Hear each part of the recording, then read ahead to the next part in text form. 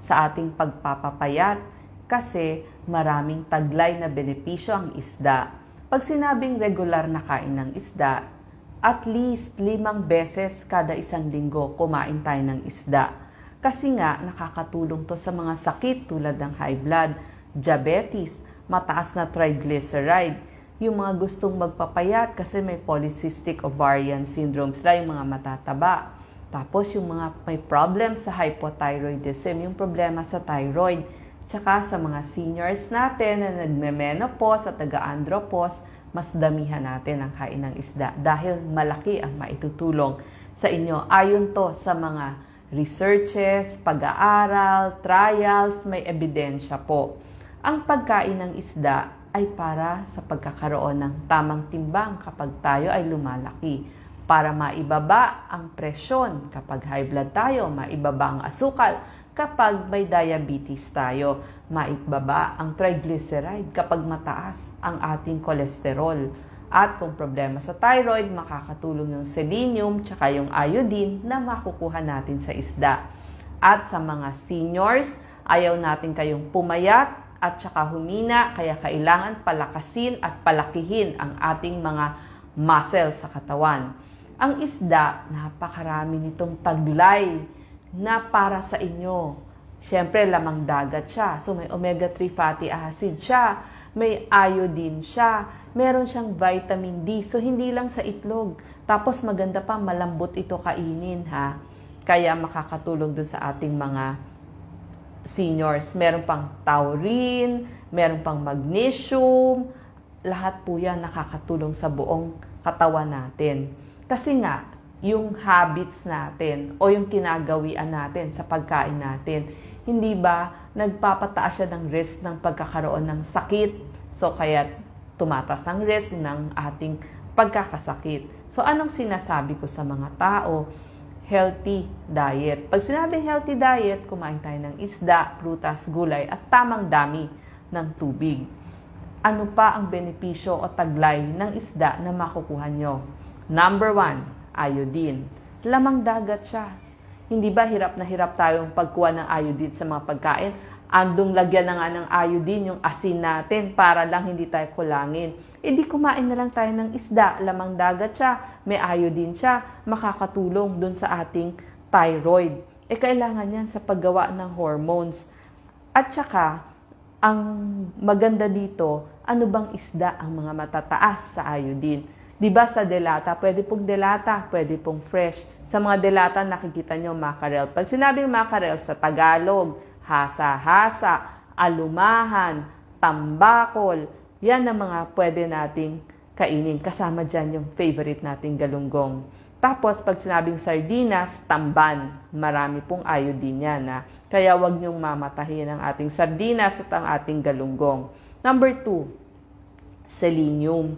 Alam nyo, mahirap humanap o kumuha ng selenium sa mga pagkain. Pero ang isda, isa siya sa may pinakamataas na mapagkukunan ninyo ng selenium. E para saan naman yung selenium? Kailangan po yan ng thyroid natin. Hindi ba pag nagpapa-blood test tayo, may tinatawag na T4, T3. Siya po ang nagbibigay ng T3 at T4 sa katawan natin. Number 3, vitamin D. Bakit kailangan natin ng vitamin D bukod sa itlog? Makukuha natin sa isda. Steroid hormones yan para ma-absorb yung calcium at phosphate at pumunta yun sa ating buto, sa ating ipin, sa ating muscle. Alam nyo ba ang isdang mataas sa vitamin D? Tilapia. Eh di ba mura-mura sa atin ang tilapia? Number 4, omega-3 fatty acid. Kasi lamang dagat nga siya. Kailangan niya ng mga hormones natin. Tsaka di ba napapanood nyo sa TV, yung mga tinatawag na EPA, DHA, marami po na EPA, DHA, omega-3 fatty acid ang isda para maibaba ang triglyceride natin. Di ba? Nagtataka kayo, naku, ba't lagi mataas ang triglyceride ko? Kumain po kayo ng more isda at makakatulong sa pagbaba ng inyong triglyceride. Number 5, taurine, pangpatalino. Di ba? Nakikita din natin sa TV yan. Hindi lang po yun. Kailangan din yan ng puso nyo, yung taurine. Kasi may tinatawag na arrhythmia, yung pagpalya ng ating puso. Yung nag-iba yung tibok-tibok. So, makakatulong din po ang taurine. nakakatulong din po ito sa platelet o ang pagbuo ng ating dugo. At yung taurine, kailangan din ng neurons o ugat o ng nervous system ng isang tao.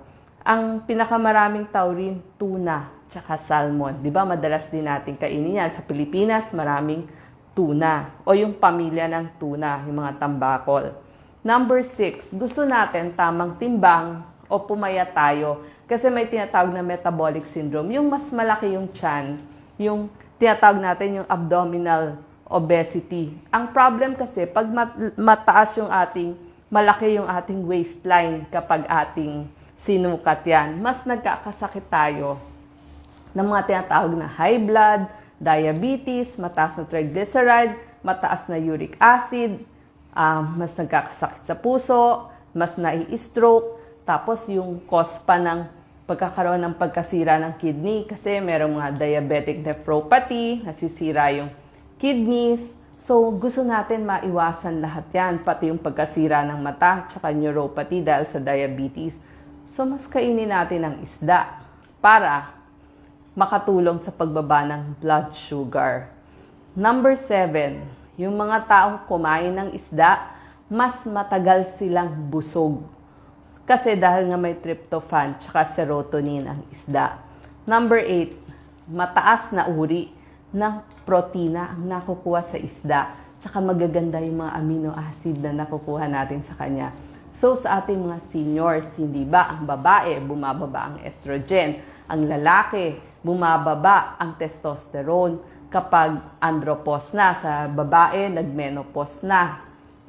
Hindi ba liliit yung ating muscle?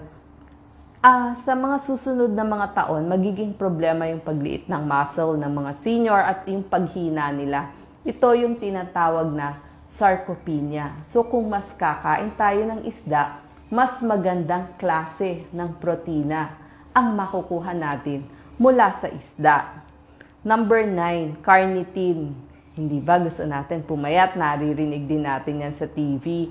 Ito, pag may carnitine, mas nagagamit yung energy mula sa taba. So, mas pumapayat ang isang tao. At number 10, lastly, magnesium. Kapag kumain tayo ng isda, 20% ng pangangailangan natin sa magnesium na ibibigay ng isda. Magnesium, kailangan yan ng ating muscle para lumakas yung ating mga hita, yung ating mga binti, lalo na sa mga seniors. So, nabanggit ko, pag problema sa thyroid o yung mga tumataba, polycystic ovary syndrome, marami din sa mga kababaihan yan, hindi ba mas maganda kumain tayo ng isda para makapag-lose weight tayo? Ngayong narinig nyo ang benepisyo ng isda, tingin ko naman, mas dadamihan nyo na ang pagkain ng isda. Bilhin na lang tayo yung mga mura-mura o tumpok-tumpok dun sa palengke para mas makakain ang pamilya natin ng isda ng mas maraming beses kada linggo. Salamat po.